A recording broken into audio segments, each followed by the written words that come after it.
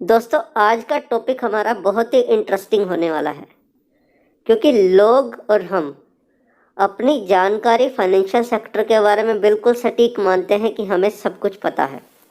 पर अगर हम देखेंगे कि हमें रोज़मर्रा की ज़िंदगी में काम आने वाली फाइनेंशियल जानकारी भी, हम चलिए उसको टेस्ट करते हैं कि हमारी जानकारी कितनी है। चलिए आइए देखिए, हमारा इंडिया का सबसे बड़ा बैंक कौन सा है?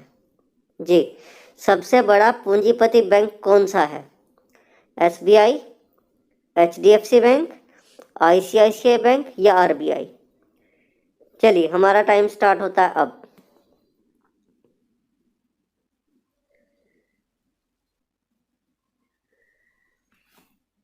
जी देखिए, जिन्होंने भी एचडीएफसी सोचा वो बिल्कुल सही सोचा, क्योंकि एचडीएफसी का मार्केट कैपिटलाइजेशन एसबीआई से 3 गुना है, लगभग 3 गुना से भी ज़्यादा। एचडीएफसी का है 8 ट्रिलियन रुपीस और एसबीआई का है 2.75 ट्रिलियन रुपीस। देखिए, ये 6 सबसे बड़े बैंक जो इंडिया के हैं मार्केट कैपिटल वाइज, उनके नाम ये रहे: HDFC, SBI, ICICI bank, Kotak Mahindra, axis और इंडसइंड। इसमें सरकारी बैंक और कोई भी नहीं है। चलिए, एनएससी के अंदर निफ्टी जो आता है उसमें कितनी कंपनियां आती हैं? देखते हैं हम अपनी जानकारी। 100, 50, 75 या 57? चलिए,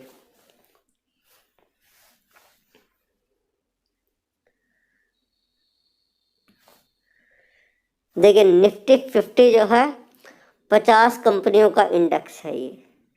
अगर दोस्तों हमें ये क्वेश्चन समझने हैं दोबारा से, तो हम दोबारा बैक स्लाइड भी कर सकते हैं इसमें, तो हो जाएगा। देखिए, तीसरा क्वेश्चन है कि निफ्टी के अंदर, निफ्टी जिसकी हमने अभी बात की, उसके अंदर सबसे अहम शेयर कौन सा है, सबसे भारी share? Reliance industries, SBI, TCS या एचडीएफसी बैंक लिमिटेड? चलिए हम देखते हैं।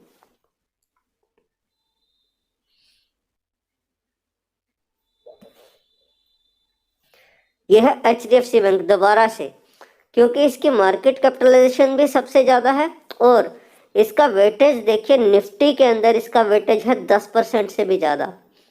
रिलायंस इंडस्ट्रीज का 9.51, एचडीएफसी कॉरपोरेशन जो एचडीएफसी हाउसिंग लोन वाला रहता है वो एचडीएफसी बैंक से अलग है, इसका है 8.29, इन्फोसिस 6.89 और आईसीआईसीआई बैंक 5.88।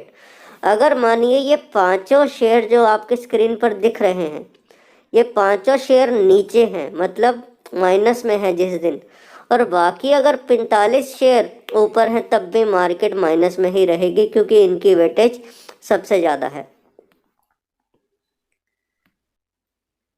देखते हैं आगे, इंडिया की सबसे बड़ी आईटी कंपनी कौन सी है? चलिए बताइए। इन्फोसिस, एचसीएल, टीसीएस या विप्रो? ये सबसे आसान सवाल है।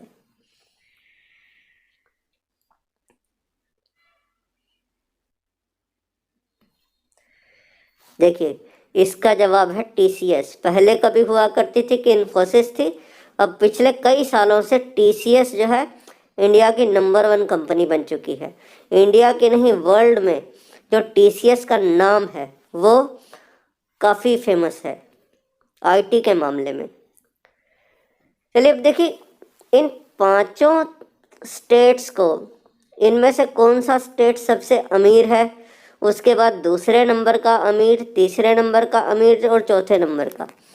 चलिए इसको इस सीरियल क्रम में लगाते हैं। चलिए, उत्तर प्रदेश, तमिलनाडु, महाराष्ट्र या गुजरात?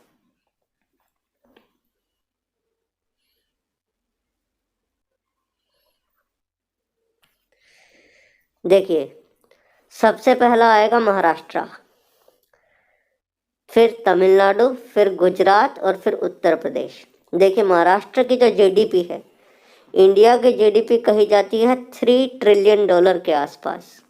उसमें से सबसे ज़्यादा हिस्सा जो है महाराष्ट्र का है, दूसरे नंबर पे तमिलनाडु का, तीसरे नंबर पे गुजरात का और चौथे नंबर पे उत्तर प्रदेश का।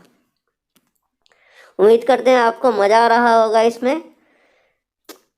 देखिए, कौन सा ऐसा सबसे छोटा बैंक था, सॉरी कौन सा ऐसा छोटा बैंक था जिसने अपने से भी बड़े बैंक को अपने आप में मर्ज कर लिया, कि उसकी स्ट्रेंथ इतनी थी कि छोटा होने के बावजूद भी सरकार ने उसे काबिल समझा कि उससे भी बड़ा बैंक उसको दिया, और अभी छोटे बैंक का नाम चल रहा है। विजया बैंक और बीओबी, सिंडिकेट बैंक और कॉरपोरेशन बैंक, इलाहाबाद बैंक और इंडियन बैंक, ओबीसी बैंक और पीएनबी बैंक। चलिए देखते हैं कौन सा था।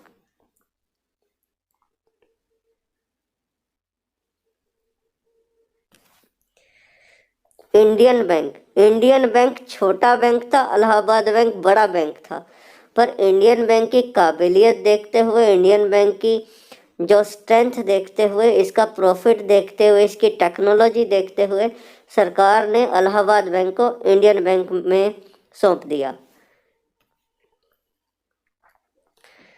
कि अब देखते हैं कि एनएससी में, नेशनल स्टॉक एक्सचेंज पे शेयरों का दाम कितना पैसा चलता है। 1 पैसे में मूव करता है, 2 पैसे में मूव करता है, 3 पैसे में मूव करता है, या 5 पैसे में, कि कम से कम कितना घटता बढ़ता है।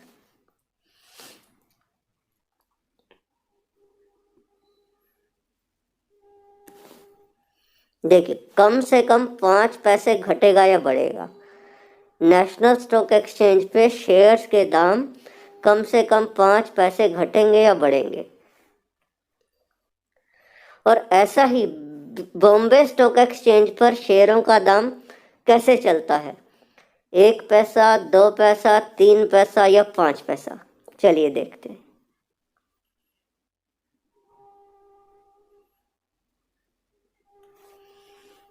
बॉम्बे स्टॉक एक्सचेंज पे शेयरों का दाम 1 पैसा 1 पैसा करके घटता या बढ़ता है।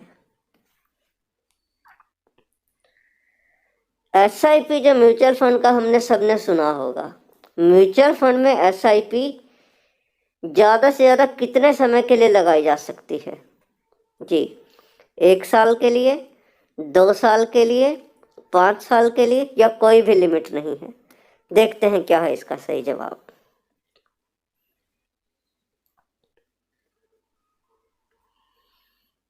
कोई लिमिट नहीं है। म्यूचुअल फंड में एसआईपी कितने भी समय के लिए लगाई जा सकती है।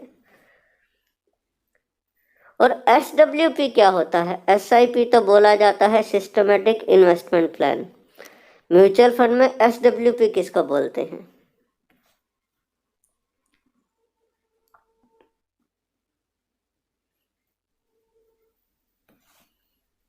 Systematic withdrawal plan.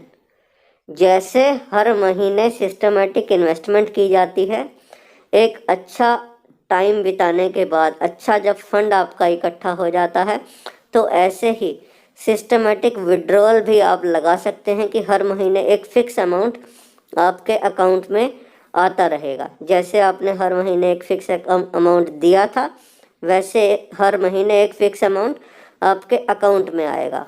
उसको कहते हैं सिस्टमेटिक विड्रॉल प्लान। आप उम्मीद करते हैं कि आपको ये क्विज करके मज़ा आया होगा। अपने दोस्तों के साथ और अपने फ्रेंड्स के साथ इसको ज़रूर शेयर करिए, ताकि वो भी इस जानकारी का लाभ उठा सके। और हमारे चैनल को सब्सक्राइब और लाइक भी ज़रूर करिए। हम आपको ऐसी और महत्वपूर्ण जानकारियाँ देते रहते हैं। धन्यवाद।